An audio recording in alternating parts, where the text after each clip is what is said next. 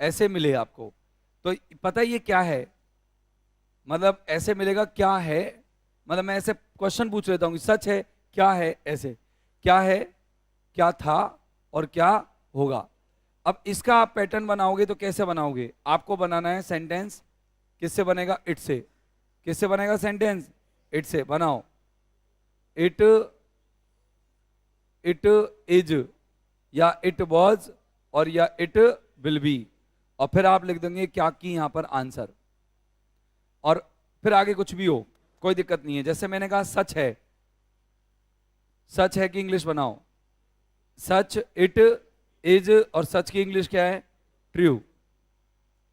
मैंने अब आगे मुझे नहीं पता क्या बोलना है, मैंने कहा गलत है, बताओ, गलत है, इट इज रॉन्ग। असंभव है, बोलो, असंभव है, इंग्लिश बोलाओ, बनाओ बनाओ, इट इज इम्पॉसिबल। 1 मिनट लगी बनाने में, इट इज इम्पॉसिबल, 1 मिनट लगी बनाने में। अच्छा बताओ, कठिन है, कठिन है, बनाओ, it is hard, it is hard. अच्छा इसका बताओ, आसान है, बोलो बोलो, it is easy, it is easy. नामुमकिन है, वही इम्पॉसिबल हो जाएगा। अच्छा मुमकिन है, मुमकिन था, इट वॉज पॉसिबल। जाए मत यहां से छोड़ के, 1 मिनट यहीं बैठ, अंदर ही। इट वॉज पॉसिबल, ये हो गया 1 2 और 3, ये तो ये हो गए, और 1 2 और 3 ये हो गए, ये तो टोटल कितने हो गए, 6 सेंटेंस। ओके, सब आसान आसान से हैं। कि आप, मैंने कहा कि मैं नॉर्मल बोला कि क्लियर है, इट इज क्लियर। मैंने कहा यार मतलब ये क्या है, सब कंफ्यूजिंग है, तो इट्स कंफ्यूजिंग। मतलब जो अपन को लगता है विशेष है, विशेष, इट्स स्पेशल, इट्स पर्टिकुलर। ठीक है ना, मैंने बोला कि यार सामान्य है, इट इज कॉमन। ये तो इजी नहीं हो गया है भाई, इसमें तो इट लगाना है, और प्रेजेंट में तो इज लगाना है, पास्ट में तो वॉज लगाना है, फ्यूचर में तो विल भी लगाना है, और सीधा जो है वो लगाना है, बस इजी सा वर्ड है। एक है,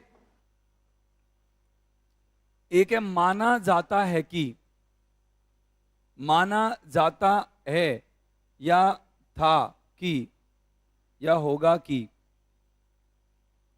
होगा। अब आगे कुछ भी हो, सर ये क्या माना जाता है, माना जाता है, देखा जाता है, सुना जाता है, बोला जाता है, ऐसा बोला गया है, बोलते ही नहीं बोलते, तो देखा गया है।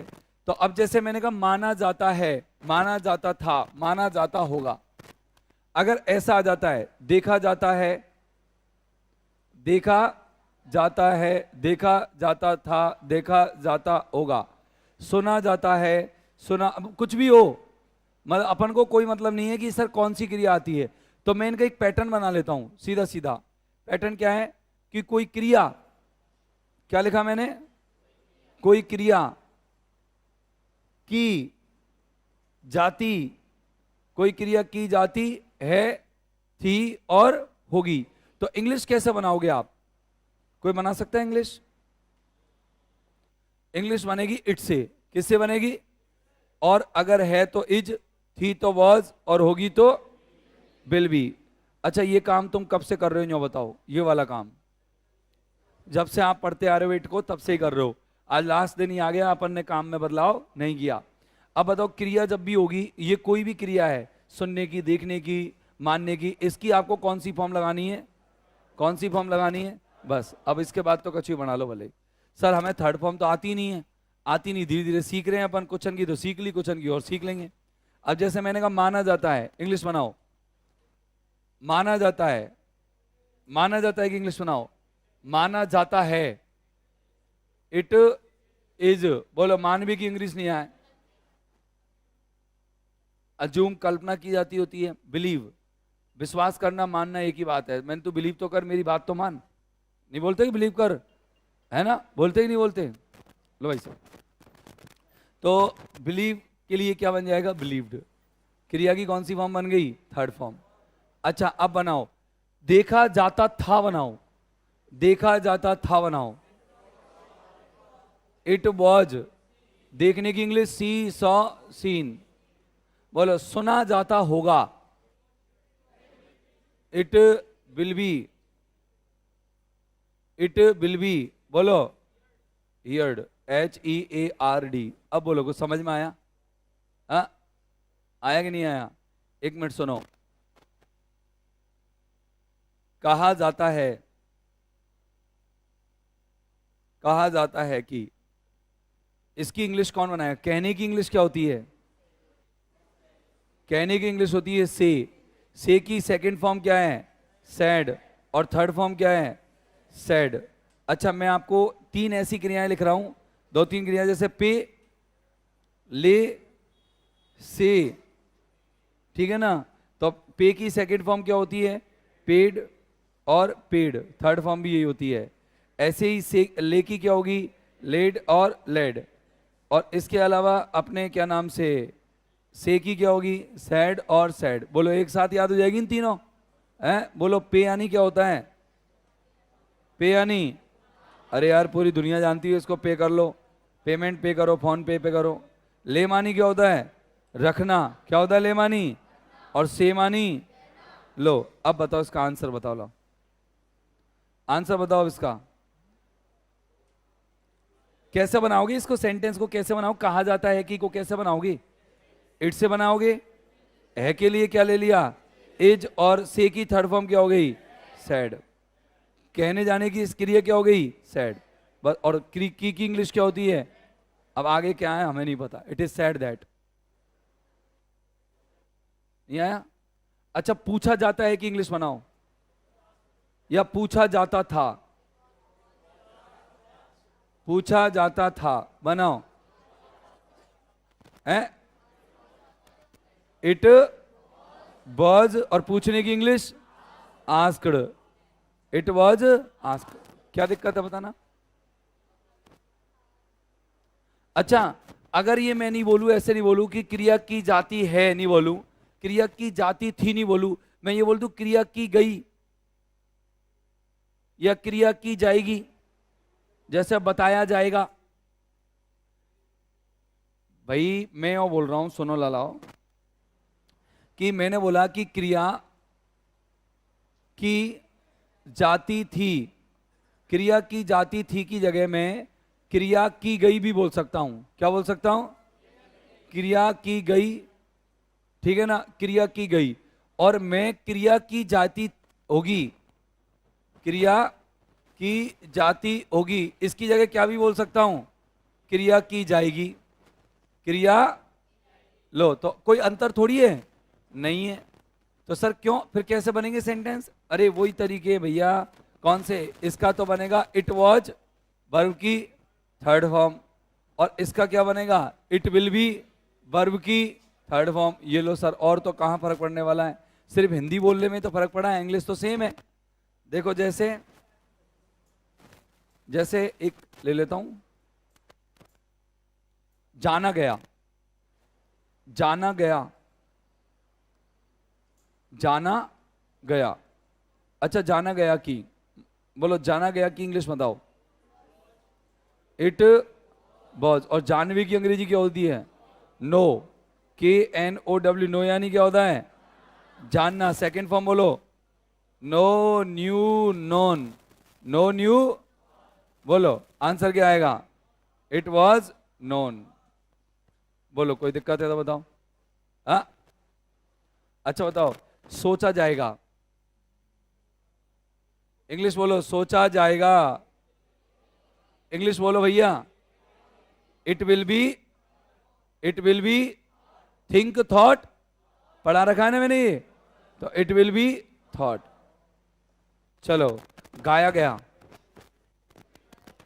गाया गया बोलो। इट वॉज संग, सिंग सिंग संग, सिंग सिंग संग, रिंग रिंग रंग, स्प्रिंग स्प्रिंग स्प्रंग। जो ING वाले होते हैं ना, उन सब में सेकेंड फॉर्म ANG बन जाती है और थर्ड फॉर्म में UNG बन जाता है। जैसे सुनो, जो शब्दों में ING लग रहा है उसकी सेकंड फॉर्म एएनजी बन जाती है और थर्ड फॉर्म एक बार में याद हो जाएगा। देखो जैसे सिंह है तो सिंह में आईएनजी लग रही है, बनाओ सेकंड फॉर्म एसएएनजी और थर्ड फॉर्म बनाओ एसयूएनजी। रिंग की बनाओ आरआईएनजी का बनाओ आरएएनजी और आरयूएनजी। कोई दिक्कत है? अच्छा बताओ। गाया गया, इट वॉज संग। सुना गया, इट वॉज हियर्ड। बैठा गया, it was sit sat sat. अच्छा चलो कोई बात नहीं। गया गया, जाएगा कि आएगा बिल भी तो। देखा जाएगा, बोलो देखा जाएगा। It will be seen, see saw seen, see saw seen. मैंने कहा बोला जाएगा। It will be speak, spoke, spoken. जब तक ये तीनों फॉर्म याद नहीं है ना तो दिक्कत होगी। और जितनी मैं लिखता जा रहा हूं, जैसे मैंने पैटर्न बताया, पैटर्न याद रखो।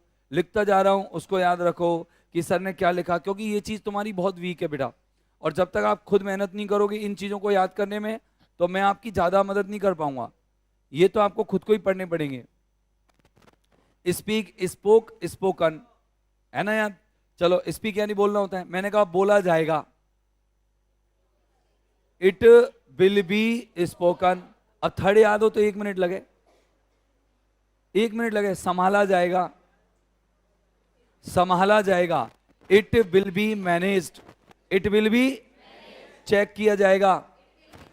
It will be, it will be okay. कोई दिक्कत है? आसान नहीं है भाई। वर्ब की थर्ड, अब जैसे मैंने कहा सुनो, कहा जाता है कि, इंग्लिश बनाओ, कहा जाता है। It is said, it is कहा गया। इट वॉज सेड, कहा जाएगा। इट विल बी सेड, कहा जाता है। इट इज सेड, कहा गया। इट वॉज सेड, कहा जाएगा। It will be said. देखा जाता है, इट इज सीन, देखा गया। इट वॉज सीन, देखा जाएगा। It will be scene. सुना जाता है, इट इज हियर्ड, सुना जाता है। इट इज हियर्ड, सुना गया। इट वॉज हियर्ड, सुना जाएगा। It will be heard. Okay. मैंने कहा बताया गया, it was told. Tell, told, told.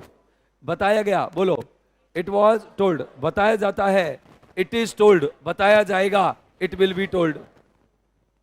बताया जाएगा, इट विल बी टोल्ड। बोलो कोई दिक्कत है?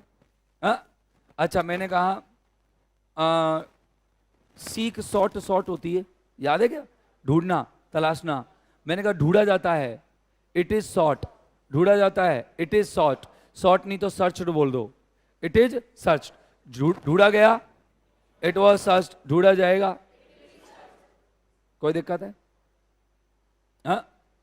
नहीं है? इजी हो गया है ना?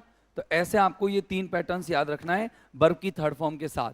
तो अब जैसे अपन है ना, कभी जब डायरेक्ट इनडायरेक्ट बनाते हैं, वो सॉरी एक्टिव पैसिव बनाते हैं, तो एक्टिव पैसिव बनाते हैं तो एक ऐसा सेंटेंस आता है, मैं बता देता हूँ नॉर्मल, कि जैसे पीपल से, लोग कहते हैं, पीपल से लोग कहते हैं कि, जब एक्टिव वॉइस पैसिव वॉइस बदलते हैं ना अपन, एक्टिव से पैसिव, लोग कहते हैं कि मैन इज मॉर्टल, कि इंसान क्या है? नश्वर है।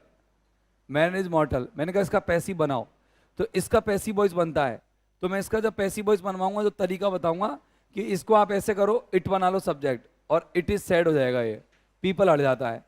तो अब इसका अर्थ क्या निकला? मैं तुमसे बोलूं ये सेंटेंस लिखा हुआ है, it is sad man is मॉर्टल। कहा जाता है कि मैन मॉर्टल है। अभी तो तुम्हें नहीं पता था, लेकिन अब पता है कि इट इज सैड का अर्थ क्या निकलेगा। अब मैं इंग्लिश बोलूं, तुम हिंदी बोलना। मैं इंग्लिश बोल रहा हूं, तुम हिंदी बोलना। It is spoken, it is spoken बोला जाता है। इट वॉज स्पोकन बोला गया। It will be spoken. अच्छा, it is written, written, written. It is written लिखा जाता है। इट वॉज रिटिन लिखा गया। और इट विल बी रिटिन लिखा जाएगा। इट इज रीड पढ़ा जाता है। इट वॉज रेड और इट विल बी रेड। कोई दिक्कत है? इट इज जज्ड, जज करना, इट इज जज्ड, यह जज किया जाता है। नहीं आया हिंदी तो कोई दिक्कत नहीं है, तुम इतने घबराते क्यों? यूं बोला करो ना, जज किया जाता है। मैंने इट वॉज जज्ड, जज किया गया, इट विल बी जज्ड, जज किया जाएगा। जज को मतलब तो समझ में आएगी ना तुम्हारे, है ना? ऐसे तो मतलब ये चीजें क्या है, कॉमनली अडॉप्ट किया करो, और एक शब्द को लेकर पकड़ के बैठे मत करो, क्योंकि सेंटेंस अपन को आगे सीखना है। इंग्लिश छोटी नहीं है, काफी बड़ी है, और अपन स्टेप बाय स्टेप चल रहे हैं। आप लोगों का सपोर्ट नहीं मिलेगा तो मैं सिखा नहीं पाऊंगा, लेकिन आप लोगों का सपोर्ट थोड़ा कम नजर आ रहा है। कैसा कि आपका एक सीधा एक तो सिस्टम क्या मिल गया कि आपको ऑनलाइन मिल गई सारी चीजें, तो आप क्या सोचते हैं कि चलो ऑफलाइन नहीं चलते यार तो ऑनलाइन देख लेंगे, वही चीज तो मिलेगी, आज नहीं मिलेगी कल मिल जाएगी। तो एक तो मैं इसकी लॉक करता हूँ वीडियो, सारी वीडियो लॉक कर देता हूँ। जो अपने आप जिनको पढ़ रहे, जिनको देनी है हम बता देंगे कौन को देनी है, अपने आप दे देंगे, जो नहीं आया उसको। लेकिन ऐसे थोड़ी फायदा निकलता है कि आप आओ नहीं, घर पे बैठो, फिर घर पे बैठ करके फिर याद भी नहीं करो, बिना याद करे आ जाओ, और बिना याद करके आकर के फिर कहो कि सर समझ में नहीं आई, तो कैसे समझ में आएगी? जीके में भी अगर 7 महासागर हैं तो 7 महासागर सर ने पढ़ाए, तो 7 महासागरों का क्षेत्रफल तुम्हें रटना पड़ता है घर पे। चंबल नदी की लंबाई रटनी पड़ेगी तो रटनी पड़ेगी, उसको समझ थोड़ी सकते हैं कि 690 कैसे हुआ। समझ रहे हो मेरी बात? कि अब आपको ऐसे ही ये भी है ना, इसमें कुछ चीजें याद करनी पड़ेंगी कि भाई ऐसा कहा जाता है कि स्ट्रक्चर क्या हुई, इट इज सैड या इट इज वर्ब थर्ड, और कहा गया कि इट वाज सैड या इट वाज वर्ब थर्ड, और कहा जाएगा कि इट विल बी सैड या it will B verb third. अब ये एक बार में प्रैक्टिस हुई और क्लियर। कहाँ यार, कोई इंग्लिश में तुम्हें कोई हरा ही नहीं सकता फिर, है ना? मैंने कहा सुना है, मैंने सुना है, मतलब सुना है, it is heard, it is heard, सुना है मैंने, ठीक है ना? पास्ट में ले जाओ, सुना था, इट वॉज हियर्ड, ठीक है ना? अच्छा, मैंने ऑब्जर्व किया जाता है, बोलो इंग्लिश बोलो, इट इज ऑब्जर्व्ड, ऑब्जर्व किया गया था, इट वॉज ऑब्जर्व्ड, ऑब्जर्व किया जाएगा, इट विल बी ऑब्जर्व्ड। समझे क्या है इसमें? अच्छा, पढ़ाया जाता है, इट इज टॉट, पढ़ाया गया, इट वॉज टॉट, और पढ़ाया जाएगा, इट विल बी टॉट। अब खेल किस चीज का लग रहा है तुम्हें? वर्ब की फर्स्ट सेकंड थर्ड का। थर्ड याद नहीं है तो कलेश किसका हो रहा है? सर थर्ड याद नहीं है तो क्या करें? भाई मेन तो थर्ड का ही प्रॉब्लम आ रहा है ना, थर्ड याद नहीं है तो दिक्कत आ रही है। चलो इनको लिख लो आप, ये हो गया आपका इट पूरा कंप्लीट। इट कंप्लीट है, देयर से शुरू करेंगे आज से ही।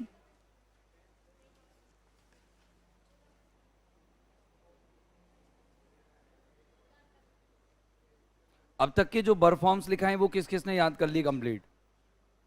अच्छा, ईच डे वर्क कंप्लीट कौन कौन कर रहा है? हर दिन का काम हर दिन कंप्लीट, हाथ खड़े करना, मतलब रियलिटी में, मतलब कि हाँ हम लोग वास्तविकता में ये काम कर रहे हैं। केवल 12-13 लोग, और मान लो 15-20।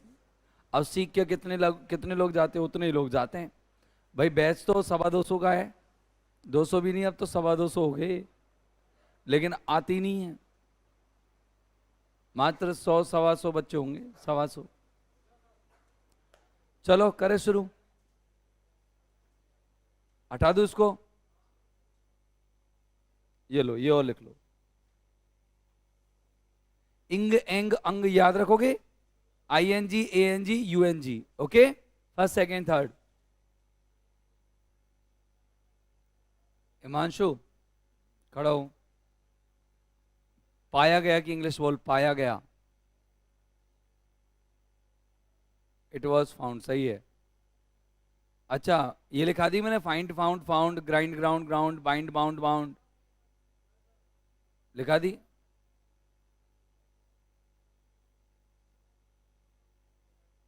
नहीं लिखाई होगी, मुझे नहीं लगता लिखाई। फाइंड फाउंड फाउंड नहीं लिखाई, ग्राइंड ग्राउंड ग्राउंड नहीं लिखाई, बाइंड बाउंड बाउंड नहीं लिखाई। हाँ वो लिखा देता हूँ तीनों फॉर्म। अब जैसे मैंने इनको बोला कि पाया गया तो तुरंत बोल दिए, इसने सोचा भी नहीं, इट वॉज फाउंड, इमीडिएट। तो ऐसे निकल जाए सेंटेंस तुरंत ही, और लिखा मिले ये पाया गया, इट वॉज फाउंड।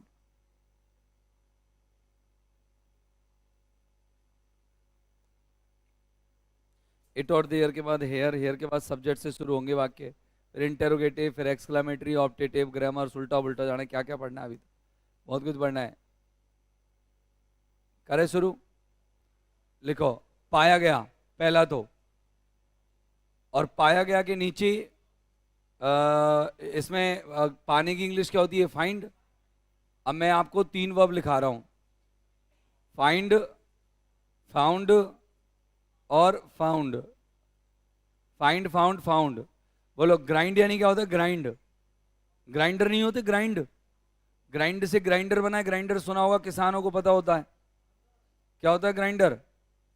पीसने की machine. Grind, ground, ground, ground. और बाइंड, बाइंड यानी होता है बांधना, बांधना। सेकेंड फॉर्म बाउंड और थर्ड फॉर्म बाउंड। तो बोलो पाया गया कि इंग्लिश क्या बनाई भैया ने? बोलो इट वॉज फाउंड। अब मैं हिंदी का सेंटेंस लिख रहा हूं कई सारे। कल्पना की जाएगी, कल्पना की जाएगी।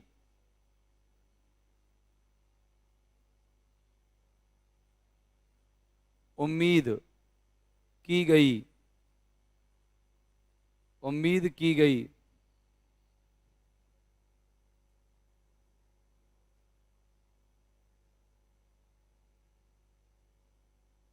प्रार्थना की जाती है, प्रार्थना की जाती है।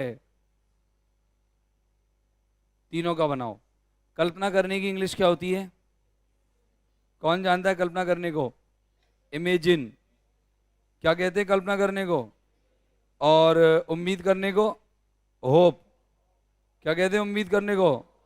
होप। और प्रार्थना करने को इंग्लिश में क्या बोलते हैं? प्रे। बनाओ,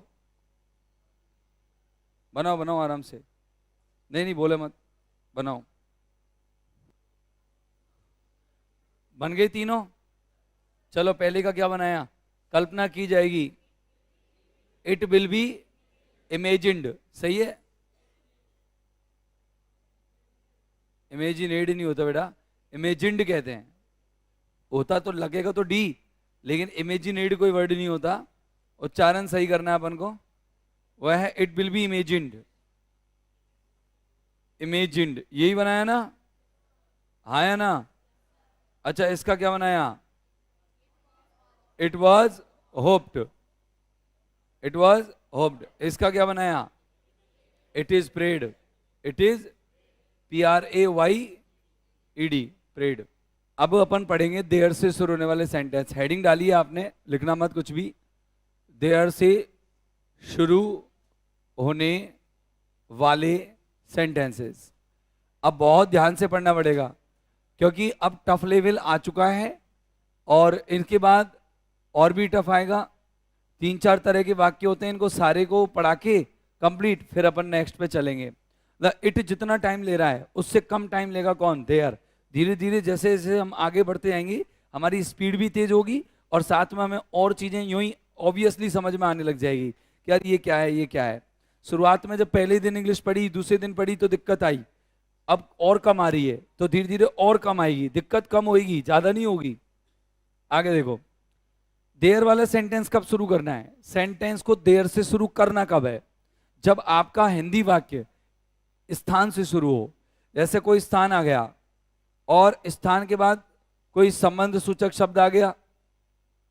क्या आ गया? कोई संबंध सूचक शब्द। सर ये क्या होता है संबंध सूचक शब्द? बताऊंगा, प्रीपोजिशन कहते हैं आप इसको।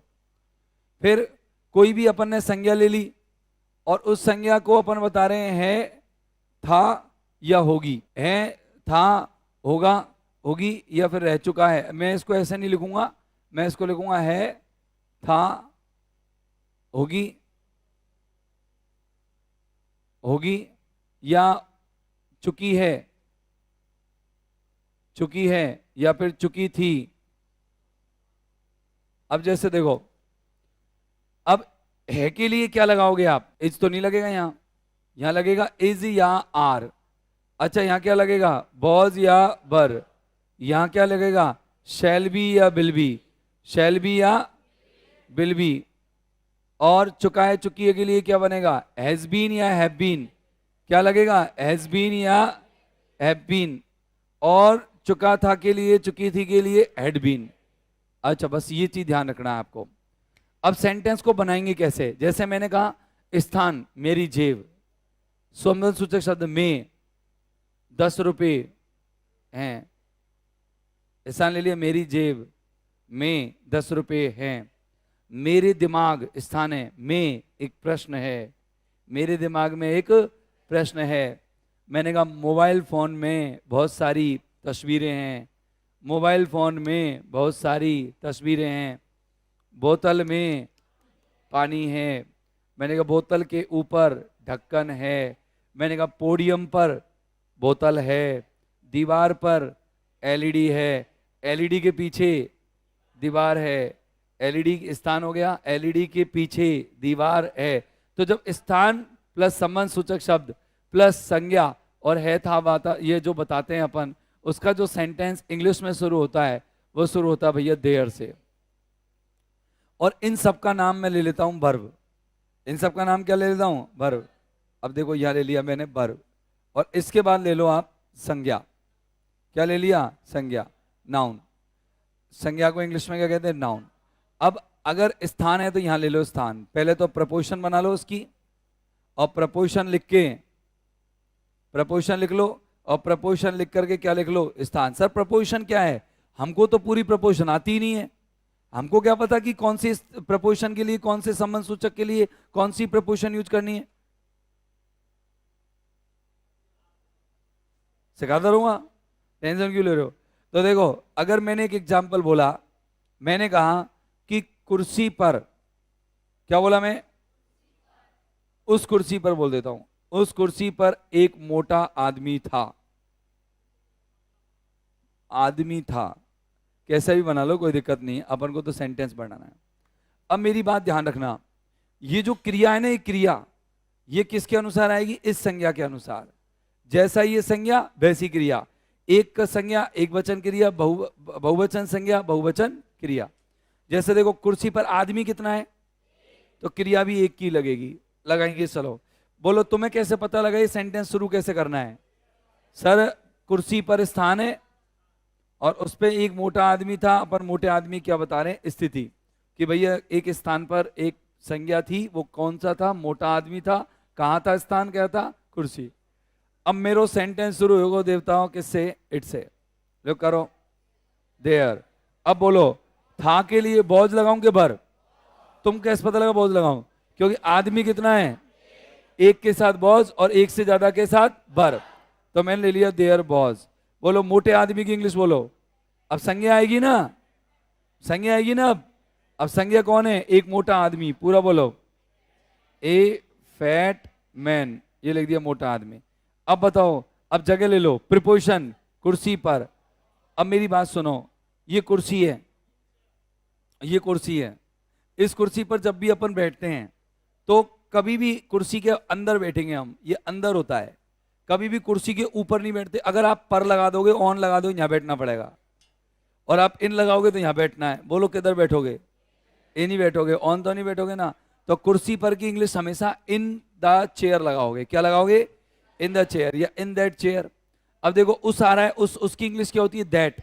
तो आपको पहले तो प्रपोजिशन लगानी पड़ेगी, पर की इंग्लिश इन, और फिर यहां लगाना पड़ेगा दैट और फिर चेयर। अब ऐसी चीज किस किस के दिमाग में आ रही है, सर पर की इंग्लिश तो ऑन होती है, सर पर की इंग्लिश तो ऑन होती है, तुमने ऑन क्यों लगाया, इन ही क्यों लगाया। कभी भी प्रिपोजिशन की सटीक इंग्लिश नहीं होती। ऐसा नहीं है कि के बारे में के लिए तुम अबाउट ही लिखोगे। जैसे मैंने कहा मैं तुम्हारे बारे में कुछ नहीं जानता, I do not know anything about you, तो के बारे में की इंग्लिश अबाउट ही लिखोगे, ये निश्चित नहीं है।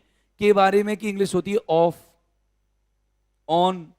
जैसे मैंने कहा प्रदूषण के बारे में मैंने एक निबंध लिखा, तो इंग्लिश बोलूंगा I wrote an essay on pollution, तो के बारे में की इंग्लिश क्या भी हो गई, ऑन। तो ऐसे कभी हिंदी से मत देखा करो कि पर की अंग्रेजी ऑन होती है। तुम तो देखो कुर्सी पर क्या कर रहा है वो आदमी, तो बैठा है तो बैठने के लिए कुर्सी में बैठेगा, वो इन आएगा, पर हो चाहे कछुई हो। यूं भी तो कह सकता हूं उस कुर्सी में एक मोटा आदमी बैठा है। उस कुर्सी में कौन बैठा है, मोटा आदमी। क्या दिक्कत है? अच्छा, हाँ, एक को वन कब बोलते हैं और ए कब बोलते हैं, तो वो मैं आपको आगे बताऊंगा। अभी तो अपन ए लगाएंगे। एक मतलब केवल एक बोलेंगे, केवल एक तो ओनली वन, एक ही तो ऑन। अन्यथा एक के लिए तो ए ही लगाना है, ए या एन। जैसे आ जाए एक ही या फिर केवल एक, तो फिर वन लगाना है। जैसे मैंने कहा एक ही आदमी था, तो क्या बोलेंगे, ए मैन या वन मैन, वन मैन। मैंने मुझे एक ही पेन चाहिए, वन पेन। और एक पेन चाहिए, अ पेन। मैंने मेरे पास एक मोबाइल फोन है, तो मैं यूं नहीं कहूंगा I have one mobile phone, मैं बोलूंगा I have a mobile phone. क्या बोलूंगा, I have a mobile phone. बात समझ में आ गई? दूसरी चीज, अगर मैंने बोला मेरे पास एक ही मोबाइल फोन है, I have one mobile phone, एक ही की इंग्लिश क्या होगी, एक ही की इंग्लिश क्या होगी, बोलो बोलो, वन। और एक की इंग्लिश ए। बात समझ में आ गई? ओके। अब देखो सुनो, क्लास में, सुनो, कक्षा में 100 विद्यार्थी है, बनाओ इंग्लिश, बोलो कक्षा में है 100 विद्यार्थी, कक्षा स्थान है, बनाओ देयर आर 100 की इंग्लिश 100, और विद्यार्थी की इंग्लिश स्टूडेंट्स। फिर आगे, इन द क्लास और क्लासरूम में क्या अंतर है? क्लास और क्लासरूम में क्या अंतर? क्लास तो तुम्हारा समूह है और क्लासरूम जगह है। तो अपन को क्या भरनी है, क्लास भरनी है, क्लासरूम भरनी है। समूह के 100 बच्चों को बता रहा हूं मैं, या कक्षा में 100 बच्चों को बता रहा हूं? कक्षा में, क्लासरूम में बता रहा हूं ना, तो क्लासरूम लिखना है, क्लास मत लिख देना। क्लास और क्लासरूम में क्या अंतर है? कोई पूछे तुमसे कि क्लास और क्लासरूम में क्या अंतर है, तो ग्रुप तो होता है क्लास, और जिसमें बैठे हो आप वह है क्लासरूम। तो बताओ, अपन स्थान है ना, ये तो स्थान क्या है, क्लासरूम। क्लास मत लिख देना। तुम्हारा मैक्सिमम लोगों का आंसर क्या होता, क्लास होता, जो कि क्या है, गलत। मैंने कहा you are one of the best student, तुम सबसे अच्छे विद्यार्थी हो, ऑफ इन द क्लास या ऑफ द क्लास, वो इन द क्लास या इन द क्लासरूम, क्लास, क्यों क्लास मानी समूह की बात कर रहे हैं हम। तू समूह में अच्छा है, ऐसे नहीं कि या क्लास में बैठेगा ना यही में ही, या क्लासरूम में तभी अच्छा हो, तो दूसरी में चलेगा तो अच्छा नहीं होएगा। अरे मेरे ग्रुप में अच्छा हूं मैं, मेरे ग्रुप को तू उठार कहीं भी बैठा दे, मैं अच्छा ही हूं। आई ना बात समझ में, क्लास और क्लासरूम में क्या अंतर है? अच्छा एक और बताओ, मैंने कहा इस पर्दे के पीछे, इस पर्दे के पीछे एक चोर, एक चोर होगा, एक चोर होगा। बोलो ए चोर लिखो, ए लिखोगे या एक वन लिखोगे, एक के लिए ए लिखोगे, और एक ही होता तो एक ही वन। आपको समझ में आया तुम्हारे? अब थोड़ा थोड़ा पल्ले पड़ने लगी है। हाँ चलो बताओ। अरे तुम डटो सही ना, पहले जाओ तो बताओ देर से क्यों कर रहे हो इस वाक्य को शुरू? क्योंकि अपन एक स्थान पर एक संज्ञा दिखा रहे हैं कि इस पर्दे के पीछे कौन है, एक चोर। तो बनाओ, क्या बनाएंगे, देयर होगा कि इंग्लिश विल बी, क्या होगा, एक चोर, ए थीफ। अब बोलो पहले क्या लिखूं, के पीछे। अच्छा, दो तरह की चीज होती है, एक तो होती है के पीछे छिपा हुआ, और के पीछे पढ़ना। एक तो होता है के पीछे छुपा हुआ, एक के पीछे पढ़ना। एक के नीचे छिपा, और के नीचे दिखता हुआ, छिपा या दिखता हुआ। अब देखो पीछे और नीचे दोनों की बात चल रही है, तो जब अपन कहे के पीछे छुप रही है कोई चीज तो बिहाइंड बोलेंगे, और के पीछे पड़ रही है कोई चीज तो आफ्टर बोलेंगे। ऐसी कोई के नीचे छुप रही है तो बीनीथ बोलेंगे। क्या बोलेंगे भैया, बोलो बोलो, बीनीथ। और के नीचे दिख रही है तो अंडर बोलेंगे। मैंने कहा मैंने कहा उस बेड के नीचे बिल्ली है, बोलो दिख रही है कि नहीं दिख रही? अरे बोलो दिख रही है कि नहीं दिख रही? हाँ, तो बताओ क्या होगा? मैंने कहा मेरे तकिए के नीचे पर्स था, दिख रहा था क्या? नहीं दिख रहा था, वो तो हटाया तो दिखो, ऐसे तो दिख रहा, तो बताओ क्या लगाओगे? बीनीथ। तो के नीचे में दो चीज हो गई, एक तो दिखने वाली और एक छिपे वाली। तो छिपे वाली के लिए तो क्या लगाओगे? बीनीथ। और दिखने वाली के लिए अंडर। अब चलो बताओ इसमें क्या लिखा गया? छिपा हुआ था वो चोर, या फिर दिखा मतलब पीछे पड़ा हुआ था पर्दे के? अरे पर्दे के पीछे पड़ा हुआ था, क्या दिख रहा था? छिपा हुआ था। तो छिपे हुए के लिए क्या लगाओगी? बिहाइंड। और बिहाइंड के बाद क्या बचेगा? इसकी इंग्लिश क्या होगी? दिस। और पर्दे की इंग्लिश क्या होती है? कर्टेन। क्या होती है? चलो बताओ, के पीछे छुपी हुई की इंग्लिश बोलो। के पीछे छुपा हुआ, के पीछे पड़ा हुआ आफ्टर, के पीछे पड़ा हुआ आफ्टर, के पीछे छुपा हुआ बिहाइंड, के नीचे छुपा हुआ बीनीथ, के नीचे छुपा हुआ बीनीथ, के नीचे दिखा हुआ अंडर। आगे बात समझ में? हाँ? देखो मान लो कि मैं ये ढक्कन है और इस ढक्कन को लेकर के अपने हाथ के नीचे छुपा लेता हूं। मान लो इस ढक्कन को लेकर के मैं अपने हाथ के नीचे छुपा लेता हूं। मैं पूछता हूं बता मेरे हाथ के नीचे क्या है? तो वो ढक्कन तो है, लेकिन मैंने कौन सी प्रपोजिशन यूज करनी है? बीनीथ। क्या यूज करनी है? बीनीथ। अगर मान लो ये इस कुर्सी के नीचे एक बोतल रख दूं, इस कुर्सी के नीचे क्या रख दूं? एक बोतल। और मैं पूछूं बोलो कुर्सी के नीचे बोतल है? अंडर। क्या बोल दिया मैंने? अंडर। और अगर मैं इस पोडियम के पीछे अगर बोतल छुपा दूं तो बिहाइंड। और अगर मान लो कि कोई व्यक्ति किसी के पीछे पड़ रहा है तो क्या आ जाएगा? आफ्टर। ये लो इजी है। अच्छा, अब और एग्जांपल्स, एक दो एग्जांपल्स और हो जाएगा, समझ में आ जाएगा। जैसे देखो इस दीवार पर, इस दीवार पर एक ही गोल घड़ी है, एक ही गोल घड़ी है। कौन बनाएगा इसको? एक मिनट हाथ खड़े करो। एक, दो, तीन। हाँ आप बताओ। There, very good. धीरे धीरे बोलते हैं ना। There is one, very good. एक ही की इंग्लिश वन। गोल की इंग्लिश क्या होगी? राउंड। घड़ी की इंग्लिश क्या होगी? क्लॉक। वॉच नहीं, वॉच और वॉच तो हमेशा हाथ में पहनी जाती है, और दीवार पे जो घड़ी होगी वो हमेशा क्लॉक होगी। दीवार की घड़ी को भी वॉच मत कहा करो। अरे हाथ की घड़ी, अगर आपको हाथ की घड़ी बतानी है तो आप क्या यूज करोगे? वॉच। और अगर आपको दीवार की घड़ी बतानी है तो आप क्या यूज करोगे? क्लॉक। कुछ समझ में आया? अरे ये तो बच्चों वाली चीज है। चलो बताओ।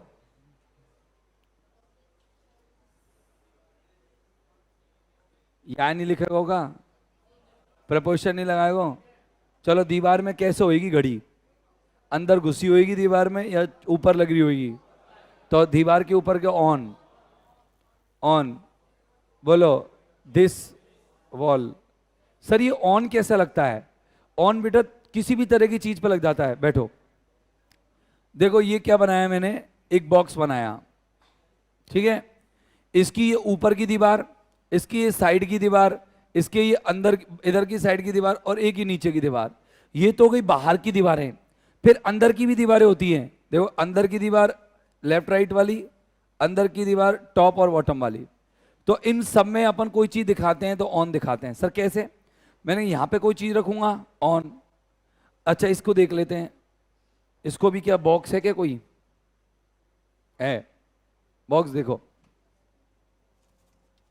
देखो अगर मैं इस बॉक्स की बात करूं, ये बॉक्स के ऊपर कोई चीज रखूं यहां तो भी ऑन, इधर कोई चीज चिपका दूं तो ऑन, पीछे की साइड कोई चीज चिपका दूं तो ऑन, इधर चिपका दूं तो ऑन, इधर रख दूं तो ऑन, और इधर रख दूं तो ऑन।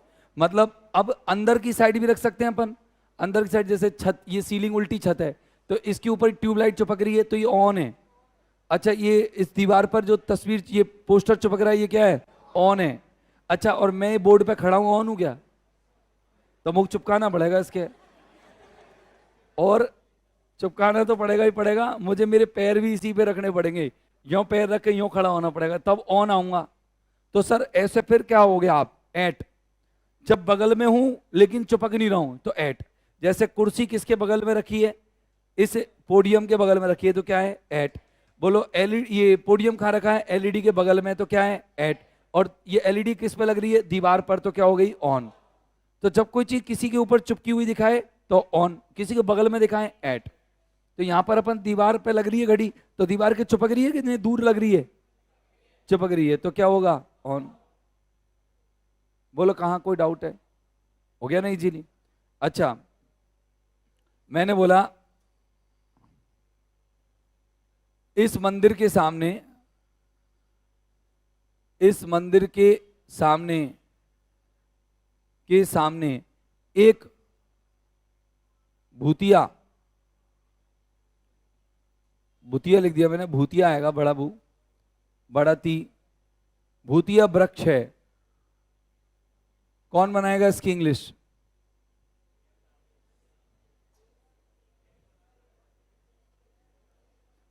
भूतिया को बोलते हैं हॉन्टेड, HAUNTED, हॉन्टेड। आपने नहीं सुना हॉन्टेड हाउस, भूतिया घर? ए यार कॉमन वर्ड है, तुम सब सुनते हो। कौन बनाएगा इसको,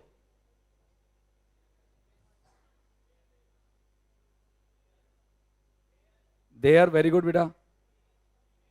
is a haunted tree, haunted tree in front of, in front of, in front of this. ये लो, अब ऐसे ऐसे सेंटेंस तुम अभी से बनाने लग गए, हो गया, पार पड़ गई, और क्या है। अच्छा, के सामने की दो इंग्लिश होती है, एक तो होती है इन फ्रंट ऑफ और एक होती है बिफोर। एक होती है इन फ्रंट ऑफ और एक होती है बिफोर। कब कौन सी यूज की जाती है, कौन बताएगा? के सामने की इंग्लिश कब कौन सी यूज की जाती है? जब आप किसी व्यक्ति के सामने हो, किसके सामने हो, तो आप लगाओगे बिफोर, और किसी वस्तु या स्थान के सामने हो तो क्या लगाओगे आप, इन फ्रंट ऑफ। बोलो अपन का भूतिया वृक्ष किसके सामने था, मंदिर, कोई व्यक्ति थोड़ी था। मैंने कहा मेरे सामने ऐसा मत खड़ो है, मेरे सामने, बोलो बिफोर मी। मैंने कहा तेरे पापा के सामने, बिफोर यू। मैंने कहा तेरे पापा के सामने कार है, बनाओ इंग्लिश, तेरे पापा के सामने एक कार है, देयर इज ए कार। ये याम का है, तेरे पापा स्थान नहीं हो गए, जहां खड़े वहीं कार है सामने, तो there is a car before, in front का को, पापा तो व्यक्ति है ना, तो there is a car before your father, there is a car before your. अच्छा, मेरे सामने एक बंगला है, there is a bungalow before me, there is a bungalow before. अरे मैंने कहा मेरी कार के सामने एक पेड़ है, there is a tree in front of my car. In front of क्यों लगाया, क्यों कार वस्तु है भाई, कार के सामने बात बता रहा हूं ना मैं। मैंने इस कुर्सी के सामने एक टेबल है, बनाओ, there is a table in front of this chair, in front of this. समझ गए ना, ऐसा आएगा। तो अभी आज के लिए इतना ही लिख लो, बाकी का अपन एक बार जब घर पे थोड़ा लर्न कर लोगे ना, से सीख लोगे, तब करेंगे इसको। और कल मैं सेंटेंस लेके आऊंगा इट वाले पूरे, और देयर वाले लिखाऊंगा।